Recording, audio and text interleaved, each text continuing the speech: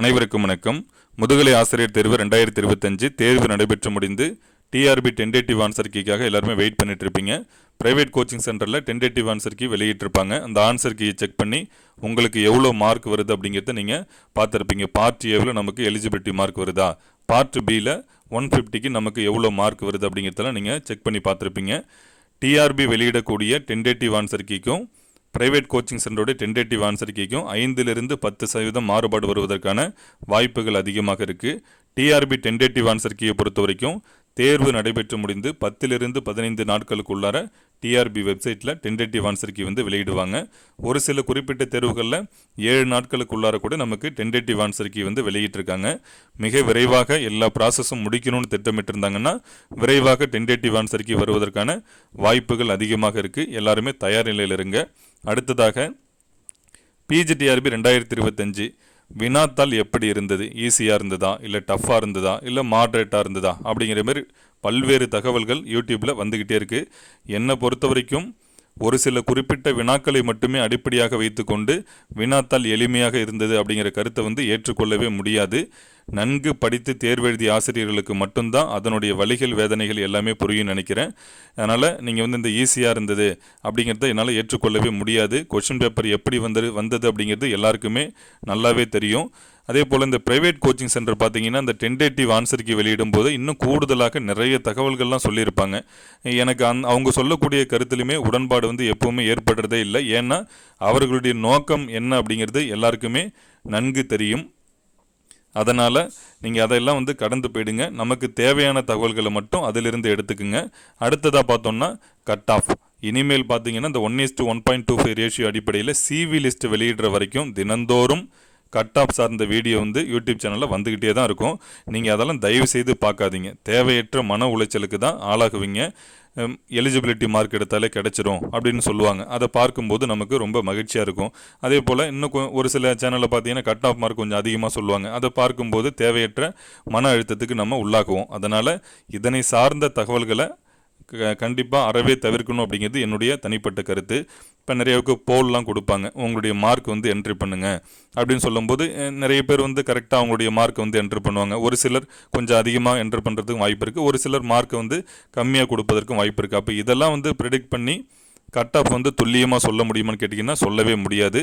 இப்போ சமீபத்தில் நடைபெற்று முடிந்த பிடிபிஆர்டி எக்ஸாம்லேயுமே அதை போல தான் நிறைய சென்டரில் இந்த எக்ஸ்பெக்டட் கட் ஆஃப் வெளியிட்டிருந்தாங்க. ஆனால் அது எதுவுமே மிக சரியாக பொருந்தலை. அதனால் இந்த கட் ஆஃப் மார்க்கை பற்றிலாம் நீங்கள் யோசிக்காதீங்க. இதனை சார்ந்த வீடியோக்கள் எதுவும் வந்தாலுமே அறவே தவிர்க்கிறது உங்களுக்கு நல்லதுன்னு நான் நினைக்கிறேன்.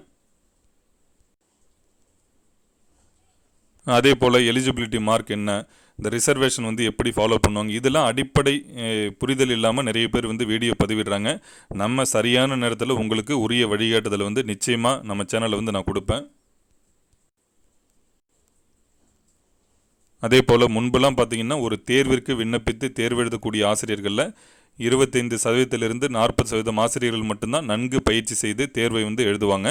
ஆனால் இப்போல்லாம் அப்படி கிடையாது. உங்களுக்கே தெரியும், தேர்விற்கு விண்ணப்பித்து தேர்வு எழுதக்கூடிய ஆசிரியர்களில் 60%லிருந்து 80% ஆசிரியர்கள் ஹார்ட் ஒர்க் பண்ணி தான் இந்த எக்ஸாம் எழுதுகிறாங்க. அதனால் கட் ஆஃப் மார்க் நம்ம எப்போவுமே இனிமேல் வரக்கூடிய தேர்வுகளாக இருக்கட்டும் இந்த தேர்வுகளையுமே ப்ரெடிக்ட் பண்ணவே முடியாது அப்படிங்கிறத நான் தெளிவாக சொல்லிக்க விரும்புகிறேன்.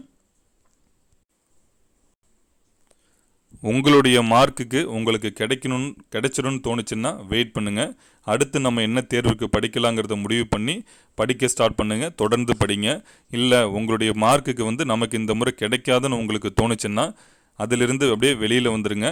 அடுத்து நம்ம என்ன தேர்வுக்கு திட்டமிட்டு படிக்கலாம் அப்படிங்கிறத முடிவு பண்ணி காலதாமதப்படுத்தாமல் உடனே படிக்க ஸ்டார்ட் பண்ணிவிடுங்க. நான் இதுதான் பொதுவாக எல்லாருக்குமே சொல்லிக்க விரும்புகிறேன். என்னென்ன வாய்ப்புகள்லாம் நமக்கு இருக்குது அப்படிங்கிறத நான் ஏற்கனவே சொல்லியிருக்கேன். மீண்டும் ஒரு முறை நினைவுபடுத்த விரும்புகிறேன். யாரெல்லாம் அசிஸ்டன்ட் ப்ரொஃபஸர் எக்ஸாமுக்கு குவாலிஃபைடு இருக்கீங்களோ நீங்கள் எல்லாருமே தாராளமாக இப்போவே ஏபிடிஆர்பிக்கு படிக்க ஸ்டார்ட் பண்ணலாம். இல்லை நாங்கள் செட்டு குவாலிஃபைடு ஆகலை அப்படின்னா நீங்கள் டெட் இது வரைக்கும் பாஸ் பண்ணலை அப்படின்னா டெட் எக்ஸாமுக்கு இந்த இடைப்பட்ட நாட்களில் படிச்சிங்கன்னா கண்டிப்பாக எலிஜிபிலிட்டி மார்க் வாங்க முடியும். எலிஜிபிலிட்டி மார்க் வாங்குறது மிக மிக எளிமையானது அப்படிங்கிறத நான் தொடர்ந்து சொல்லிக்கிட்டே வந்துட்டுருக்கேன்.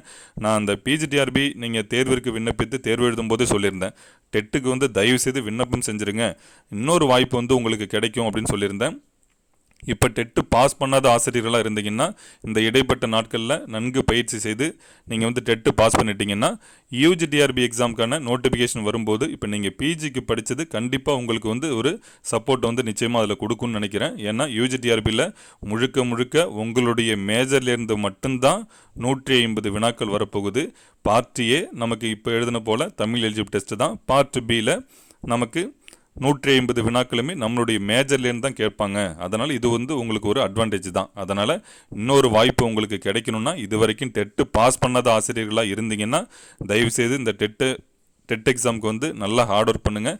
ஈஸியாக 82 மார்க் வந்து எடுக்க முடியும். அதற்கு உண்டான வழிகாட்டுதலை என்னால் தொடர்ந்து உங்களுக்கு கொடுக்க முடியும். இல்லை டெட்டு வந்து நான் ஏற்கனவே பாஸ் பண்ணி வச்சுட்டேன் அப்படின்னா தாராளமாக உங்களுக்கு வந்து யூஜிடிஆர்பி படிக்கணும்னு தோணுச்சுன்னா இப்போவே நீங்கள் வந்து படிக்க ஸ்டார்ட் பண்ணலாம். இல்லை பிஇஓ எக்ஸாம் படிக்கிறதுனா அது உங்களுடைய தனிப்பட்ட விருப்பம்.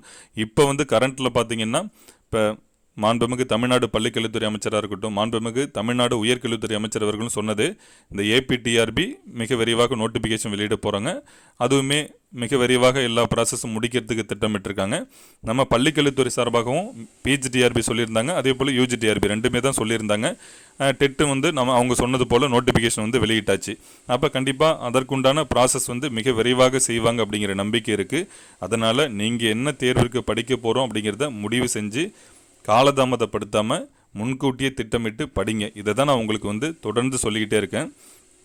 அடுத்ததாக பார்த்தீங்கன்னா என்னுடைய பணி என்ன அப்படிங்கிறத நான் இந்த வீடியோவில் டீட்டெயிலாக சொல்லிக்க விரும்புகிறேன். நீங்கள் தேர்விற்கு விண்ணப்பிப்பதற்கு முன்பாகவே படிப்பதற்குரிய ஆர்வத்தை ஏற்படுத்தணும் அப்படிங்கிறது தான் என்னுடைய முக்கியமான நோக்கம். ஏன்னா படிப்பதற்கான ஆர்வத்தை உங்களுக்குள்ளார ஏற்படுத்திட்டாலே நீங்கள் நல்ல முறையில் தொடர்ந்து படிப்பீங்க அப்படிங்கன்னு நான் நம்புகிறேன். அதற்கான முயற்சிகளை தான் நான் வந்து தொடர்ந்து எப்போதுமே எடுத்துகிட்டு இருப்பேன். அதே போல் தேர்விற்கு விண்ணப்பிக்கும் போது என்னென்ன சான்றிதழ்கள்லாம் நமக்கு வந்து தேவைப்படும் அப்படிங்கிறத முன்கூட்டியே சொல்கிறது. தேர்விற்கு விண்ணப்பிக்கும் போது எழக்கூடிய சந்தேகங்களுக்கு என்னால் முடிந்த பதில்களை வந்து நான் கொடுக்கறது. தேர்விற்கு விண்ணப்பிக்கும் போது சரியான தகவல்களை வந்து எப்படி நம்ம உள்ளீடு செய்து விண்ணப்பிக்கிறது அப்படிங்கிறது ஒரு டெமோ வீடியோ கொடுக்கறது.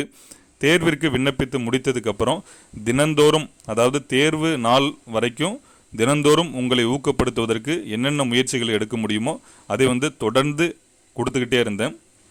அதே போன்று தேர்வு எழுதக்கூடிய விதிமுறைகள், அந்த 3.5 மணி நேர தேர்வாக இருக்கட்டும், இதற்கு முன்பு நடைபெற்ற 3 மணி நேர தேர்வாக இருக்கட்டும், அந்த டைம் மேனேஜ்மெண்ட் வந்து நம்ம எப்படி செய்கிறது, ஓஎம்ஆர் ஷீட்டில் வந்து நம்ம ஷேர் பண்ணும்போது மிக கவனமாக எப்படி வந்து ஆன்சர் பண்ணுறது, இதற்கு முன்பு நடைபெற்ற கம்ப்யூட்டர் பேஸ்டு டெஸ்ட்டில் என்னென்ன மிஸ்டேக்ஸ்லாம் நம்ம செய்கிறதுக்கு வாய்ப்பு இருக்குது, அதெல்லாம் நீங்கள் வந்து செய்யக்கூடாது அப்படிங்கிறது முன்கூட்டியே உங்களுக்கு வந்து ஒரு விழிப்புணர்வு வந்து ஏற்படுத்தியிருந்தேன்.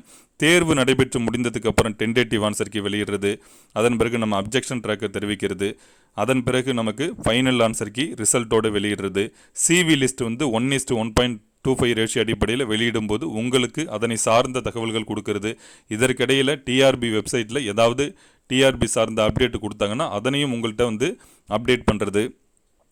சிவிக்கு வந்து என்னென்ன சர்டிஃபிகேட்லாம் நம்ம கொண்டு போகணும், சிவிக்கு என்னென்ன ஃபார்ம்ஸ் வந்து நம்ம எப்படி ஃபில் பண்ணணும் உள்ளிட்ட தகவல்களுமே நம்ம சேனலில் வந்து தொடர்ந்து கொடுப்போம். அதே போன்று சிவிலாம் முடித்ததுக்கு அப்புறம் ப்ரொஃபஷனல் செலெக்ஷன் லிஸ்ட்டுன்னு வெளியிடுவாங்க. 1:1 ரேஷியோ அடிப்படையில் நமக்கு ப்ரொஃபஷனல் செலெக்ஷன் லிஸ்ட்டு வெளியிட்டதுக்கு அப்புறம் வாட்ஸ்அப் குரூப் வந்து பாட வாரியாக நம்ம வந்து ஸ்டார்ட் பண்ணுவோம். ஸ்டார்ட் பண்ணி செலக்டட் டீச்சர்ஸ் மட்டும் அதில் வந்து ஜாயின் பண்ணுவாங்க.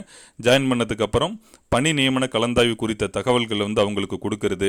எல்லாருமே நம்ம ஒருங்கிணைச்சிட்டாலே நிறைய தகவல்கள் அவங்களுக்கு கிடைக்கும் போது அந்த வாட்ஸ்அப் குரூப்பில் வந்து அவங்க பகிர்ந்துப்பாங்க. அதே போல் பள்ளியை வந்து நம்ம தேர்வு செய்யும் போது எப்படி வந்து பள்ளியை தேர்வு செய்யலாம், எனக்கு தெரிந்த வழிகாட்டுதல் வந்து நான் அவங்களுக்கு கொடுப்பேன். அதே போல் பணியில் சேர்ந்ததுக்கப்புறம் படிப்படியாக என்னென்ன செய்யணுமோ தொடர்ந்து என்னால் முடிந்த வழிகாட்டுதல் வந்து அவங்களுக்கு கொடுத்துக்கிட்டே வரேன் அப்படிங்கிறத நான் இந்த வீடியோவின் மூலமாக எல்லாருக்கும் சொல்லிக்க விரும்புகிறேன். அனைவருக்கும் மிக்க நன்றி.